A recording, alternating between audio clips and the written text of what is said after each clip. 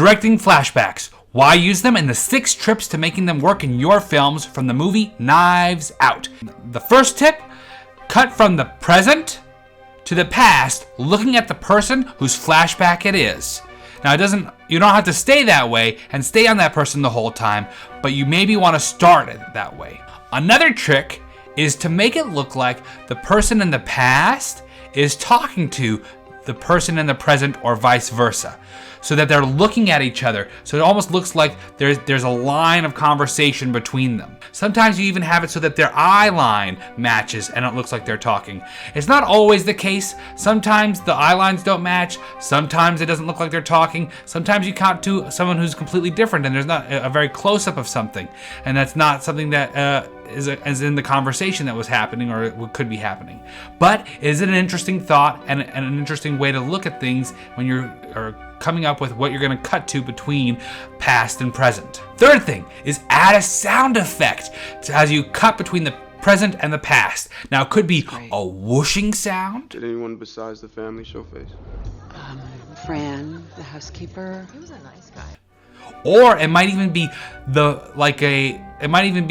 past encroaching on the present, like a talking or footsteps or music. Yeah, we all got here around 8. My wife, Donna, she's my rock. Jesus, Donna! Very much not. Don't know why I said that. But my wife, Linda, does. Harlan. And so that's a way to make it work so that it transitions well from one to the other. Trick number 4. Make the clothes that they're wearing, especially the person whose flashback it is, between past and present, make their clothes drastically different. So white, very bright colors versus darker colors. It clearly helps the audience orient themselves to when they are, because you're not only just aware, but when they are when you're using flashbacks. 5.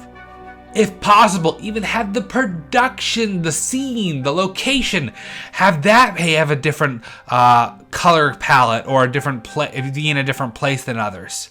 And so, like for example, in Knives Out, the interviews with the police department is in a different part of the house than the others. It's daylight in the interview. It's night at the dinner party.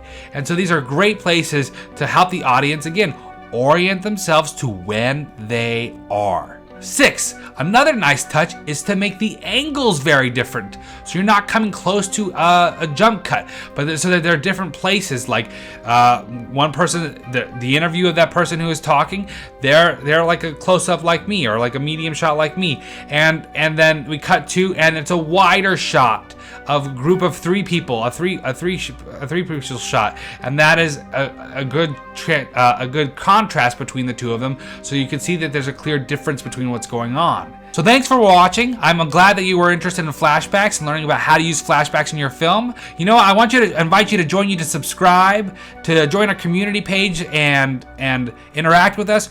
We're gonna give some updates on directing techniques, both by analyzing films, making films ourselves, maybe doing some challenges with you guys and showcasing your work. If you're interested in that, let me know in the comments section.